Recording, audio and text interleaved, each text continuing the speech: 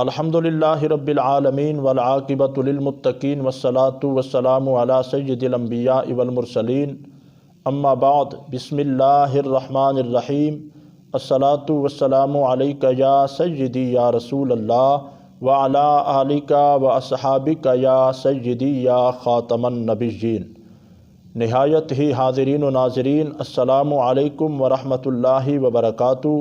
اللہ جل شانہ سے دعا ہے مالک ہم سب کا دین دنیا آخرت بہتر فرمائے۔ چند باتیں آپ کے جو گوش گزار کرنی ہیں جادو کے حوالے سے، جادو کے اثرات اور اس کے لیے علاج قرآن آیات سے آپ کی خدمت میں گوش گزار کرنی ہے۔ تمام تعریفیں اللہ تعالیٰ کے لیے، بے شمار درود پاک فخر کائنات سرور موجودات حضرت محمد مصطفیٰ صلی اللہ تعالیٰ علیہ وآلہ وسلم کی ذات ببرکات پر۔ جادو کرنا اور کرانا کفر ہے، لیکن گزشتہ چند برسوں سے، چند سالوں سے یہ وبا اس قدر عام ہو چکی ہے، اس کے کفر یا عمل کے لیے کوئی لحاظ بھی نہیں کر رہا۔ گناہوں کی کثرت، باہمی عداوت، بغض، کینہ، حسد، اس بنا پہ لوگ ایک دوسرے پر جادو کرتے اور کراتے ہیں۔ اتنا بڑا گناہ اپنے پلے باندھتے ہیں، انہیں معلوم تک بھی نہیں ہوتا، صرف بغض اور عداوت حسد کی بنا پہ یہ بڑا گناہ کر لیتے ہیں۔ جنات آگ سے پیدا کی گئی مخلوق ہے۔ میں ان کے علاج سے پہلے تھوڑا سا چند باتیں جنات کے حوالے سے، اس جادو کے حوالے سے میں ان کی تھوڑی سی بات واضح کرنا چاہتا ہوں، پھر اس کا علاج بتاؤں گا۔ جنات آگ سے پیدا کی گئی مخلوق ہے جو نہ نظر آتی ہے نہ محسوس ہوتی ہے۔ انسانوں کی طرح جنات بھی ایمان لانے کے مکلف ہیں، لہذا آخرت میں ان کے لیے جزا اور سزا ہے۔ ان میں اہل ایمان بھی ہیں جو بلا وجہ انسانوں کو تکلیف نہیں پہنچاتے، بلکہ صالح اور نیک جنات انسانوں سے علم دین حاصل کرتے ہیں۔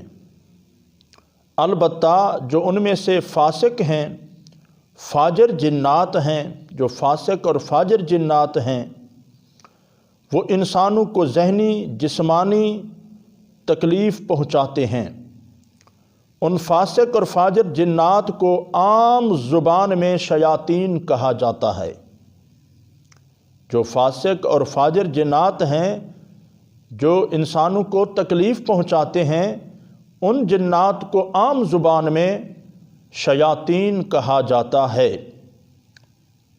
انسانوں کی طرح جنات بھی ایمان لانے کے مکلف ہوتے ہیں، مگر وہ جو فسق اور فجور کی وجہ سے جو جنات ہوتے ہیں وہ انسانوں کو تکلیف پہنچاتے ہیں۔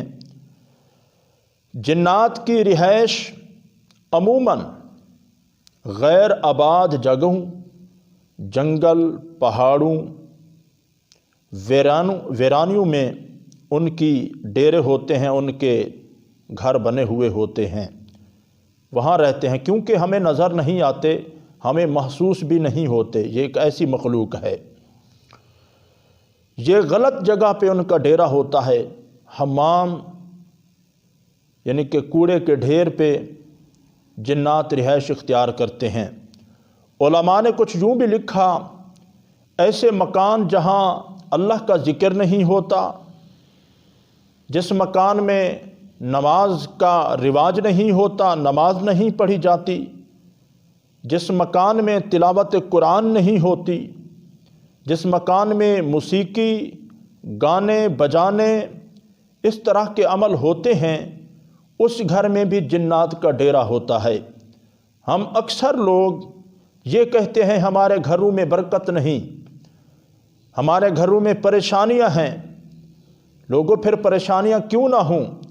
جس گھر میں اللہ کا ذکر نہ ہو، جس گھر میں نبی رحمت صلی اللہ علیہ وآلہ وسلم کی محبت نہ ہو، جس گھر میں قرآن پاک کی تلاوت نہ ہو، جس گھر میں نماز نہ ہو، جس گھر میں موسیقی، گانے، اس طرح کے عمل کیے جائیں جو قرآن و سنت کے خلاف ہوں، اس کے برعکس ہوں، اللہ رسول صلی اللہ علیہ وآلہ وسلم کو ناراض کرنے والے عمل ہوں، شریعت محمدی سے ہٹ کر وہ عمل ہوں، تو پھر اس گھر میں رحمت نہیں آ سکتی۔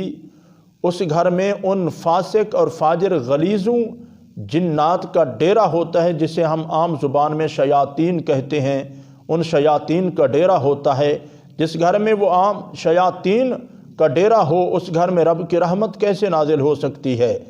اگر چاہتے ہو حاضرین و ناظرین کہ ہمارے گھروں میں رحمت اور برکت ہو، تو اسے چاہیے کہ گھروں میں اللہ کا قرآن، اللہ کا ذکر، نبی رحمت صلی اللہ علیہ وسلم کی محبت کا رواج پیدا کریں۔ جادو کا اثر زائل کرنا دراصل شیطان جن کو مغلوب کرنا ہے، جو اللہ سبحانہ و تعالیٰ کی نصرت اور پناہ کے بغیر ممکن نہیں۔ اللہ تعالیٰ کا ارشاد ہے، ہم قرآن میں بعض ایسی چیزیں نازل کرتے ہیں جو مومنوں کو شفا دینے والی ہیں، ان کے لیے باعث رحمت ہیں۔ بنی اسرائیل سورت پاک ہے، اللہ پاک فرماتا ہے قرآن پاک میں ایسی چیزیں نازل کرتے ہیں جو مومنوں کو شفا دیتی ہیں اور ان کے لیے باعث رحمت ہوتی ہیں۔ کچھ مفسرین کرام نے اس شفا سے مراد معنوی شفا، یعنی شرک اور فسق فجور سے شفا لینا، اکثر کہتے ہیں کہ اس شفا سے مراد معنوی اور حسی دونوں ہیں۔ اس سلسلے میں سب اہم دلیل حضرت عائشہ صدیقہ رضی اللہ تعالی عنہ کی یہ حدیث پاک، جس میں آتا ہے کہ نبی اکرم صلی اللہ علیہ وآلہ وسلم ان کے پاس آئے جب وہ ایک عورت پر کچھ پڑھ کر دم کر رہی تھی، اس پر مسح کر رہی تھی۔ آپ صلی اللہ علیہ وآلہ وسلم نے ارشاد فرمایا، اس کا علاج قرآن مجید سے کرو۔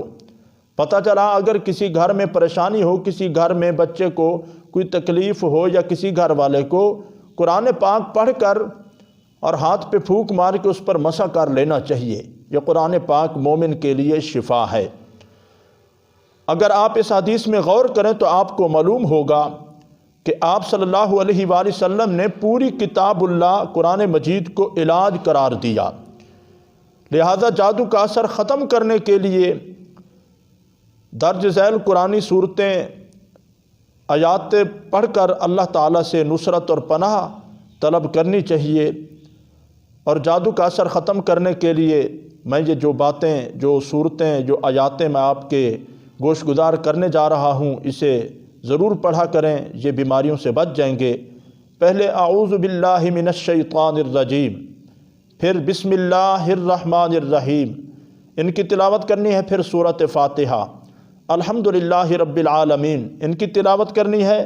پھر سورۃ بقرہ کی آخری آیات، 2 آیات آخری، ان کی تلاوت کرنی ہے۔ سورۃ بقرہ مکمل بھی پڑھیں، یہ بھی جادو کا اثر ختم ہو جاتا ہے۔ آیات الکرسی، سورۃ اخلاص، سورۃ فلق، سورۃ ناس، یہ چند صورتیں تلاوت کریں، انشاءاللہ جادو کا اثر ختم ہو جائے گا۔ اللہ جل شانہ سے دعا ہے مالک ہمیں